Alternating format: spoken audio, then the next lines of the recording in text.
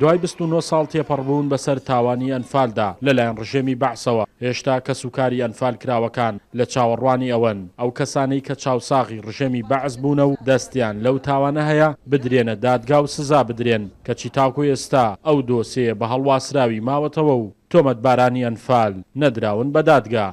ئێمە وەکو کەسوکاری ئەنفال کراوەکان غەرەزی شەخسیمان لەگەڵ هیچ کەسێک نییە، بەڵام بە حەقی یاسایی خۆمانیان ئەزانین ئەوانەی کەوا دەستیان هەبووە لە دانەدەستەوە و کەوتنە پێشی حکوومەتی ڕژێمی لە ناوچوو کەسوکارەکەی ئێمەیاندا بەرشاڵاوی ئەنفال ئەوانە کە ناویان هاتووە بدرێنە دادگایەکی عادلانە، بەڵام بەداخەوە تا ئێستا نەدراوە. تاوەکو ئێستاکە زۆر بە مۆزوعێکی خواروخێکی ڕا ئەوەی دەمانەوێت حکوومەت دڵنیاییمان بداتێ سەبارەت بە دەستگیرکردن و دادگایکردنیان کە دادگایی کرا حەق و ناحەق و با بڵێن شێوازی تۆمەتباریەکەی بەچی ڕادەیەکە یەکلایە بێتەوە. ئەمە جۆرێک لە دڵنەوەیە بەخشێتە کەسوکاری ئەنفالکراوەکان و خاڵێکی تریش کە لەنا ئەمە مەبەستمانە دەبێتە ئەوەی کە خەڵکێک هیچ تمۆحێک هیچ پلە و امتیازێک ڕای نەکێشێ بۆ ئەوەی جۆرێک لە خوڕفرۆشی جۆرێک لەوەی کە نیشتیمان لە دەست بدا یاخود نیشتیمانی خۆی بەکاربێنێ یاخود دەستی هێزە دەرەکیەکان ڕاکێشێ بۆ ناو کوردستان.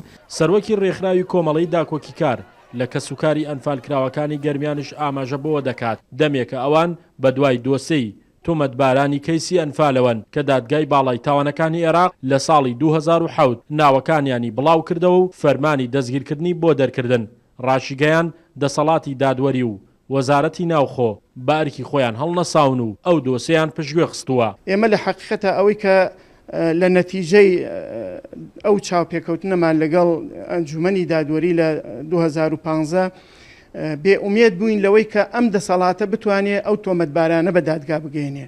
هەرچەنە ئەمە وا لە ئێمە ناکە سارد بینەوە لە داواکاریەکانمان. هەمیشە ئێمە لەگەڵ ڕێکخراوەکانی بواری جینۆسایدا کارمان لەسەر ئەوە کردووەکە و بەردەوامیش ئەبین ئەم تۆمەتبارانە بدرێن بە دادگا. ئەم ڕۆژ نەبێ ئایندە دەبێ هەر ئەمانە بدرێن دادگا، چووگە ئەمانە بەشدارن لە قەتڵ و ئامکردنی گەلەکەی خۆیان، ئەمانە بەشدارن لە ئەتکردنی میلەتەکەی خۆیان، ئەمانە بەشدارن لە بەتاڵانبردنی سەرۆت و سامانی میلەتەکەی خۆیان. تۆمەتبارانی کەیسی ئەنفال کە جاش و مستەشارەکانیان پێدەوترێت ژمارەیان زیاتر لە 450 کەسە و 250 کەسیان لە هەرێمی کوردستانن. ئەگەرچی دادگای باڵای تاوانەکانی عێراق فەرمانی دەستگیرکردنی بۆ دەرکردوون کەچی تاکو ئێستا 3 کەس لەو کەسانە دەستگیر کراون و ماوەی زیاتر لە 3 ساڵە لە زیندانی گرتن و گواستنەوەی گەرمیان و هیچ لێپرسینەوەیەکیشیان لەگەڵ نەکراوە. شاخەوان محەممەد، کورسات نیوز، کەلار.